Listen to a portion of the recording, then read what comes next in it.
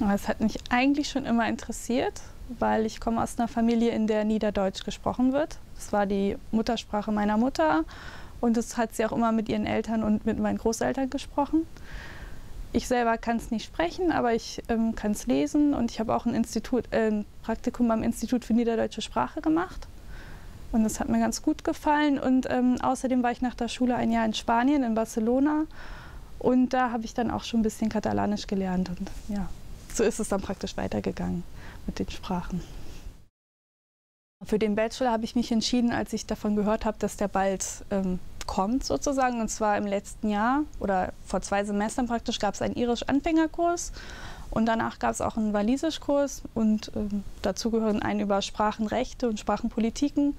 Und da wurde immer wieder gesagt, also ungefähr ab Wintersemester haben wir den Bachelor Minderheitensprachen und man kann sich dann auch einschreiben. Und ja, also wie gesagt, ich habe mich immer schon dafür interessiert und dann habe ich die Gelegenheit beim Job ergriffen. Also man sollte auf jeden Fall Sprachen mögen und einfach ein großes Interesse daran haben. Also wie gesagt, zu Hause hatte ich passive Sprachkenntnisse Niederdeutsch, dann Deutsch, in der Schule dann ganz normal Englisch, Latein und Französisch als zweite Fremdsprache und ja, dann in einer AG dann mal Italienisch. Aber also das braucht man nicht als Voraussetzung, man kann auch einfach nur mit Deutsch und Englisch anfangen oder so. Das kann jeder erlernen, wie man möchte. Also es ist ja auch egal, wie viele Sprachen man hinterher kann. Tja, also als erstes hat mich gewundert, dass es nur Sorbisch gibt von den deutschen Minderheitensprachen, nicht Friesisch und Niederdeutsch noch. Ja, und dann ja, hat es mich gefreut, dass es eben diese keltischen Sprachen gibt, dass man so einen ganz anderen Einblick gibt, weil ich ja eben schon diese romanischen Sprachen kannte, also Katalanisch und dann gibt es ja hier auch noch Galizisch und Baskisch, was angeboten wird. Das macht auch viel Spaß. Und das kann man eben zusammen kombinieren. Also das ist kombinierbar zu diesem ganzen Bachelor. Man muss aber nicht alle machen. Man kann also Sorbisch machen und zum Beispiel Einführung Irisch oder irgendeine andere Sprache. Das kann man ganz frei wählen. Besonders gut gefällt mir diese Vernetzung eben mit der Keltologie, also mit Irland und Wales.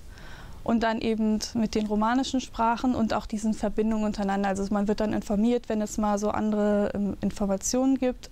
Oder ja, jetzt zum Beispiel eine Lesereihe über Übersetzer oder irgendwie dem verwandte Themen des Galizischen, Katalanischen und Baskischen. Und wenn man dann interessiert ist, kann man da auch hingehen. Das finde ich ganz gut, dass die so gut zusammenarbeiten. Also meistens wird man gefragt, warum man das studieren will, weil die Sprachen ja nicht so viel nütz sind wie große Sprachen. Und auch, dass die Sprachen bald sterben oder so. Und das stimmt einfach nicht. Also ich meine, das sind kleine Sprachen, vielleicht sterben die auch bald. Aber man erlernt die ja, um diesem Sterben irgendwie so ein bisschen Einhalt zu gebieten. Und auch, also die Sprachen sind häufig in Europa so Brückensprachen. Also Galizisch zum Beispiel ist eine Brückensprache zwischen Portugiesisch und Spanisch. Das heißt, wenn man Galizisch kann, ist es leicht, Portugiesisch zu lernen oder Spanisch, je nachdem, was man jetzt nicht hat. Oder Katalanisch ist zwischen Spanisch und Französisch oder Niederdeutsch jetzt zwischen Deutsch und Niederländisch. Also das hilft einem auch für dieses Europa der Kulturen und der Vielfalt. Das macht eigentlich ganz viel aus. Also ich würde sagen, man soll mit Offenheit an die Sache rangehen und einfach viele Sprachen wagen.